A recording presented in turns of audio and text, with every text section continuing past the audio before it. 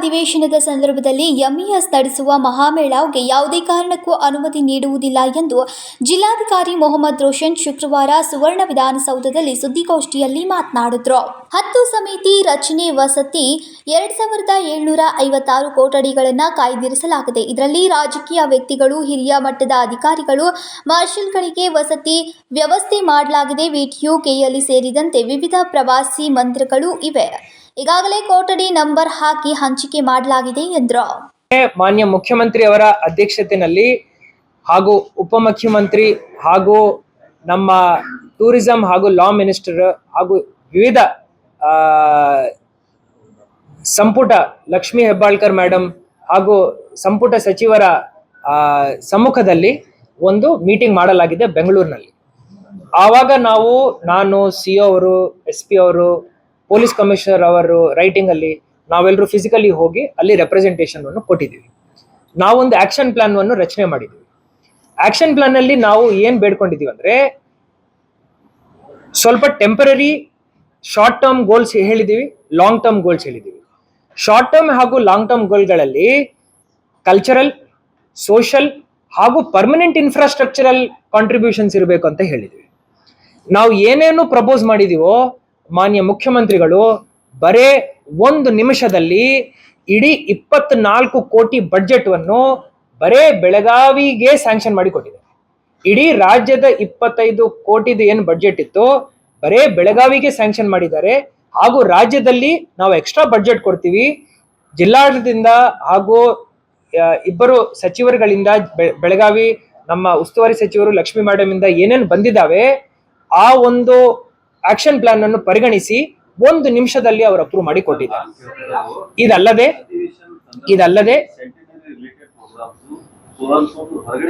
ಹೇಳ್ತೀನಿ. ಸೊ ಇದಲ್ಲದೆ ಈ ಒಂದು ಕಾರ್ಯಕ್ರಮ ಏನಿದೆ ಇದು 26, 27 ತಾರೀಕು ಮಾಡಬೇಕಂತ ಹೇಳಿ ಆ ಪ್ರೋಗ್ರಾಮ್ ಅಲ್ಲಿ ನಿಗದಿ ಮಾಡಲಾಗಿದೆ. ಈ ಸತಿ CM ಸಾಹೇಬ್ರು ಅವಾಗ ಏನ್ ಹೇಳಿದ್ರು ಅಂದ್ರೆ, CM ಸಾಹೇಬ್ರು, DCM ಸಾಹೇಬ್ರು, ನೀವು ದೀಪಾಲಂಕಾರ ಮಾಡ್ತೀರಿ, ಬರೇ 26, 27 ಮಾಡಬಾರ್ದು. 9ನೇ ತಾರೀಕಿಂದನೇ ಭಾಗಶಃ ಶುರು ಮಾಡಿಕೊಂಡು ಅಧಿವೇಶನ ಟೈಮ್ ಇಂದ ಶುರು ಮಾಡಿ 26, 27 ತನಕ ಗ್ರ್ಯಾಂಡ್ ಫಿನಾಲೆ ದೀಪಾಲಂಕಾರ ಮೈಸೂರು ದಸರಾನು ಮೀರಿ ಮಾಡಬೇಕಂತ ಹೇಳಿ ನಮಗೆ ಅವರು ಆದೇಶ ನೀಡಿದ್ದಾರೆ. ಅದಕ್ಕೆ ಎಲ್ಲಾ ಪೂರ್ವ ಸಿದ್ಧತೆಗಳನ್ನು ಹೆಸ್ಕಾಂ ಇಲಾಖೆ ಮುಖಾಂತರ ಹಾಗೂ ಜಿಲ್ಲಾಡಳಿತದಿಂದ ನಾವು ಮಾಡ್ತಾ ಇದ್ದೀವಿ. ಸೊ ಒಟ್ಟು ಸೇರಿ 30 ಸರ್ಕಲ್ಗಳಲ್ಲಿ ಹಾಗೂ 32 ಕಿಲೋಮೀಟರ್ ನಾವು ದೀಪಾಲಂಕಾರ ಮಾಡ್ತಾ ಇದ್ದೀವಿ. ಮೈಸೂರು ದಸರಾಗೆ ಹೋಲಿಸಿದೀವಿ ಅಂದ್ರೆ ಈ ವರ್ಷ ಬೆಳಗಾವಿ ಅಧಿವೇಶನ ಹಾಗೂ ಶತಮಾನೋತ್ಸವದ ಏನು ಅದ್ಧೂರಿ ಆಚರಣೆ ಆಗುತ್ತೆ ಆ ಒಂದು ದೀಪಾಲಂಕಾರ ಮೈಸೂರು ದಸರಾನು ಮೀರಿ ನಾವು ಮಾಡ್ತೀವಿ ಅಂತ ಹೇಳಿ ತಮಗೆ ಭರವಸೆ. ನಗರ ಪೊಲೀಸ್ ಆಯುಕ್ತ ಯಡಾ ಮಾರ್ಟಿನ್ ಮಾರ್ಬ್ನಂಗ್ ಮಾತನಾಡಿ, ಹೊರ ಜಿಲ್ಲೆಯಿಂದ ಸುಮಾರು 600 ಪೊಲೀಸ್ ಸಿಬ್ಬಂದಿಗಳನ್ನು ನಿಯೋಜಿಸಲಾಗಿದೆ. 38 ಡಿವೈಎಸ್ಪಿ, 230 PSI ಸಿಬ್ಬಂದಿಗಳು ಶನಿವಾರದಿಂದಲೇ ಆಗಮಿಸಲಿದ್ದಾರೆ. ಟೌನ್ಶಿಪ್ನಲ್ಲಿ ವಸತಿ ವ್ಯವಸ್ಥೆ ಕಲ್ಪಿಸಲಾಗಿದೆ. 300 ಬಾಡಿ ಕ್ಯಾಮೆರಾ ಸಿಬ್ಬಂದಿಗಳು ಹಾಗೂ ಡ್ರೋನ್ ಕ್ಯಾಮೆರಾಗಳು ಕಣ್ಗಾವಲು ಇಡಲಿದೆ ಎಂದರು. ಟೋಟಲ್ 6023 HCPC ನಮಗೆ ಅಲರ್ಟ್ ಆಗಿದೆ. ನಾಳೆಯಿಂದ ಅವರು ಬೆಲ್ಗಾಮ್ಗೆ ಅವರು ಬರ್ತಾರೆ. ಸೊ HCPC ಬಿಟ್ಟು ನಮಗೆ 6 SP ರ್ಯಾಂಕ್ ಆಫೀಸರ್ಸ್ ನಾವು ಈ ಬಂದೋಬಸ್ತ್ದಲ್ಲಿ ನಾವು ಯೂಸ್ ಮಾಡ್ತೀವಿ. 10 ಅಡಿಷನಲ್ SP ರ್ಯಾಂಕ್ ಆಫೀಸರ್ಸ್ ಈ ಬಂದೋಬಸ್ತ್ದಲ್ಲಿ ನಾವು ಯೂಸ್ ಮಾಡ್ತೀವಿ. ಮತ್ತು 38 DYSP ಮತ್ತು 100 ಇನ್ಸ್ಪೆಕ್ಟರ್ಸ್ ಮತ್ತು 230 PSI ಈ ಬಂದೋಬಸ್ತ್ದಲ್ಲಿ ನಾವು ಯೂಸ್ ಮಾಡ್ತೀವಿ.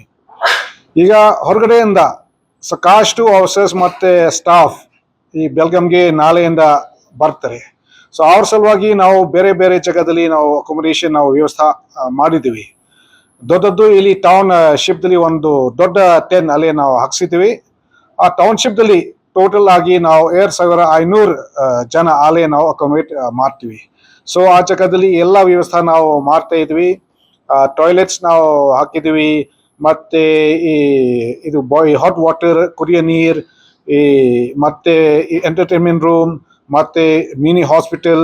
ಸೊ ಈ ಥರ ವ್ಯವಸ್ಥೆ ಎಲ್ಲ ನಾವು ಮಾಡಿದ್ವಿ. ಈ ಸೇಮ್ ರೀತಿನಲ್ಲಿ ಬೇರೆ ಜಾಗದಲ್ಲಿ ಕೂಡ ನಾವು ಎಲ್ಲಿ ಅಕೊಮಡೇಷನ್ ನಾವು ಮಾಡಿದ್ವಿ, ಈ ತರ ವ್ಯವಸ್ಥೆ ನಾವು ಮಾಡಿದ್ವಿ. ಸೊ ಟೋಟಲ್ ಆಗಿ ನಾವು 6,500 ವರೆಗೆ ನಾವು ಸ್ಟಾಫ್ಗಳಿಗೆ ನಾವು ಅಕೊಮಡೇಷನ್ ನಾವು ಮಾಡಿದ್ವಿ. ಸೊ ನಮ್ಮಲ್ಲಿ ಸ್ವಲ್ಪ ಎಕ್ಸ್ಟ್ರಾ ನಾವು ಇಟ್ಕೊಂಡಿದ್ವಿ. ಈ ಮತ್ತೆ ಜೊತೆಗೆ KSRP ಪ್ಲಟೂನ್ಸ್ ನಮಗೆ 35 ಪ್ಲಟೂನ್ಸ್ ನಮಗೆ ಸ್ಯಾಂಕ್ಷನ್ ಆಗಿದೆ. ಮತ್ತೆ DRCR ನಮಗೆ 10 ಸ್ಯಾಂಕ್ಷನ್ ಆಗಿದೆ.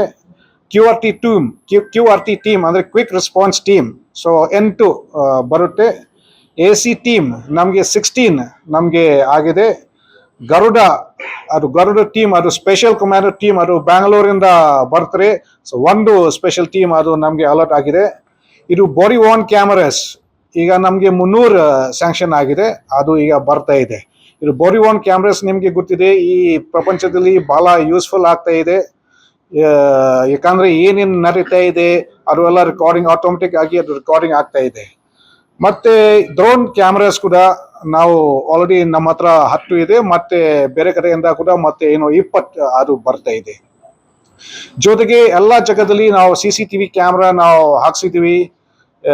ಇಲ್ಲಿ ಸುವರ್ಣಸೌಧ ಒಳಗಡೆ, ಮತ್ತೆ ಗೇಟ್ ಅಲ್ಲಿ, ಮತ್ತೆ ಪ್ರೊಟೆಸ್ಟ್ ಜಾಗದಲ್ಲಿ, ಮತ್ತೆ ಸಿಟಿನಲ್ಲಿ ಎಲ್ಲಿ ಸ್ವಲ್ಪ ಸೆನ್ಸಿಟಿವ್ ಪಾಯಿಂಟ್ಸ್ ಇದಾವೆ ಆ ಜಾಗದಲ್ಲಿ ಕೂಡ ನಾವು ಸುಮಾರು 580 CCTV ಕ್ಯಾಮ್ರಾಸ್ ನಾವು ಹಚ್ಚಿದೀವಿ. ಮತ್ತೆ ಈಗ MES ಬಗ್ಗೆ ನೀವು ಕೇಳಿದ್ರಿ. ಆಲ್ರೆಡಿ ನಾನು ಕರೆಸಿ ನಾನು ಹೇಳಿದ್ದೀನಿ, ಯಾವುದು ಕಾರಣಕ್ಕೂ ನಿಮ್ಮ ಪ್ರೋಗ್ರಾಮ್ ನಾವು ಪರ್ಮಿಷನ್ ನಾವು ಕೊಡಂಗಿಲ್ಲ, ಆ ಪ್ರಕಾರ ಕೂಡ ನಾವು ಆಕ್ಷನ್ ತಗೊಳ್ತೀವಿ. ಬಹುಶಃ ಅವರು ನಮ್ಮ ರೆಸ್ಟ್ರಿಕ್ಷನ್ ಅವರು ಒಪ್ತಾ ಇಲ್ಲ, ಅದು ಕೂಡ ನಾವು ಪೊಲೀಸ್ ಆಕ್ಷನ್ ಆ ದಿವಸ ನಾವು ತಗೊಳ್ತೀವಿ.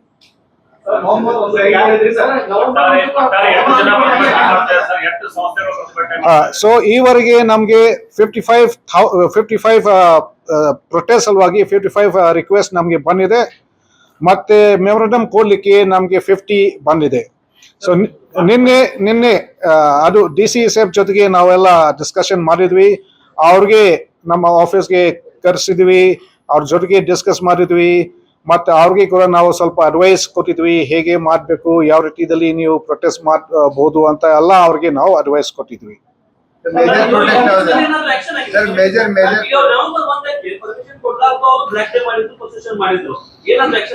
ಸೊ ಆವಾಗ ನಾವು ಒಂದು ಕೇಸಸ್ ನಾವು ಬುಕ್ ಮಾಡಿದ್ವಿ. ಆದ್ರೆ ಈ ಮಹಾಮೇಳ ಬಗ್ಗೆ ಅದು ಬೇರೆ ಇಶ್ಯೂ ಇದೆ. ಯಾಕಂದ್ರೆ 2 ವರ್ಷದಿಂದ ನಾವು ಯಾವ್ದು ಪರ್ಮಿಷನ್ ನಾವು ಕೊಟ್ಟಿಲ್ಲ.